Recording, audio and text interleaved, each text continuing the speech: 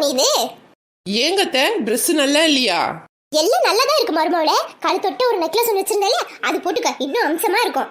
போறது எங்க அக்காவோட பொண்ணு கல்யாணத்துக்கு. நீ நகை போடல என் மரியாதை காத்துல பறந்துரும். ஏன் அத்த இம்பிட்டு நகை போட்டிருக்கேன், அப்புறம் எதுக்கு அது?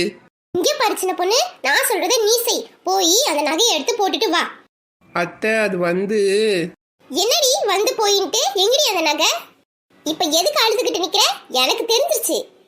போன வாரம் உங்க ஆத்தா வந்துட்டு போனாலே இந்த நகையை வாங்கறதுக்கு தானே? அத்தை எனக்கு தெரியும், எடுத்துட்டு போய் வச்சிருப்பா இல்ல வித்திருப்பா, அதானே? உனக்கு எவ்வளவு தைரியம் தான் பீரோல இருக்க நகையை தூக்கி உங்க ஆத்தால கொடுத்து அமைச்சிருப்ப. இதே மாதிரி எல்லா நகையை தூக்கி கொடு, நம்ம குடும்பம் உருப்புட்டோம். என் பிள்ளை நைட்டும் பகலும் உட்காந்துட்டு வேலை செஞ்சுக்கிட்டு கிடக்கு, நீ நகையை தூக்கி உங்க ஆத்தா கிட்ட கொடுத்துருக்க. ஏமா கத்திக்கிட்டு இருக்க? நீ கத்துறது ரோடு வரைக்கும் கேக்குது. பின்ன என்னடி உங்க அண்ணி நகையை தூக்கி உங்க ஆத்தா கிட்ட கொடுத்துருக்கா. எந்த நகைமா? அதாண்டி கழுத்தொட்ட சிகப்பு கல் வச்சு ஒரு நகை வச்சிருந்தால அதை எடுத்து உங்க ஆத்தா கிட்ட கொடுத்துட்டா. அதை கேட்டதுக்கு தான் இப்படி அழுது டிராமா பண்ணிக்கிட்டு நிக்கிறா. அம்மா சும்மா இருக்கியா? அந்த நகை அண்ணி எனக்கு தான் கொடுத்தாங்க. என்னடி சொல்ற? போன மாசம் நான் வீட்டுக்கு வந்தேன், நீ வீட்டுல இல்ல. என் வீட்டுக்காருக்கு பிசினஸ்ல லாஸ் ஆயிடுச்சு. அண்ணி கிட்ட சொன்னேன், அண்ணி ஒரு நிமிஷம் கூட யோசிக்காம அந்த நகையை தூக்கி என்கிட்ட கொடுத்துட்டாங்க.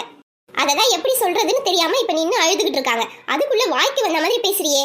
சே, என் பொண்ணு கஷ்டத்துக்கா இவன் நகையை தூக்கி கொடுத்தா, இது தெரியாம வாய்க்கு வந்தபடி பேசிட்டேனே. மருமவளே, என்ன மன்னிச்சிரு மருமவளே.